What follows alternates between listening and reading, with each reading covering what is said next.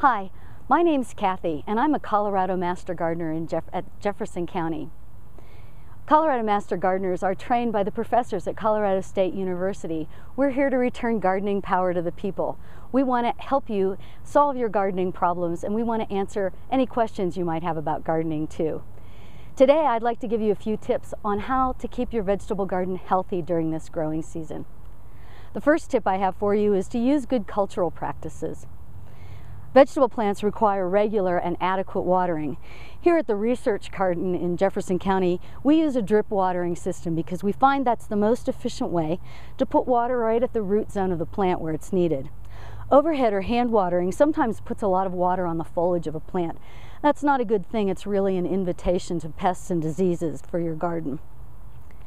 We'd like to encourage you to read and follow the manufacturer's instructions on any fertilizer that you plan to use in your garden. You might be tricked into thinking if a little fertilizer is good, then a lot is going to be great, and that's not necessarily the case.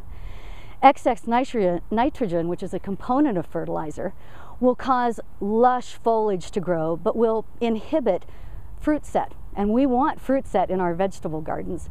In addition, that lovely lush foliage that you're growing is, you guessed it, an invitation to pests and diseases in your garden. Please harvest your vegetables when they're ready.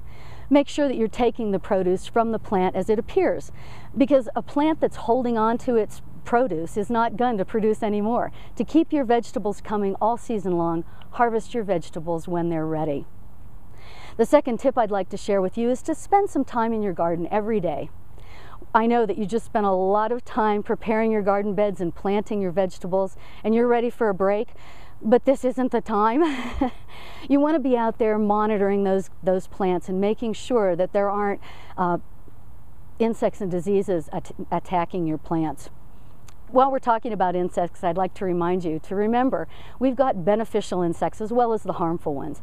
What we want to do is strike a balance in the garden. Lots of the beneficial insects will take care of the harmful ones if they're allowed to do so.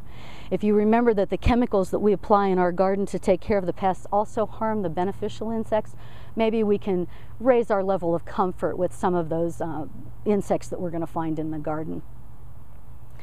So while you're out there having a look around, if you find some things that you don't understand or don't know what to do with, here's my third tip to you. Use your resources, and remember that Colorado Master Gardeners are here to help answer your questions. We man a hotline at the Jefferson County Extension Office most work days during the growing period and would love to talk to you and answer any questions you might have. You could even take pictures of the problems and email them to us. We'll do some research and get back to you. We'd like to encourage you to take advantage of some of the educational opportunities that the Jefferson County Master Gardeners make available to you. Later in the year, we're planning a hypertufa trough construction class, and we also are going to offer a class on forcing bulbs. But on August 4th, we're hosting our fall symposium, which is going to be a full day of classes about tending and extending your vegetable production into the fall season.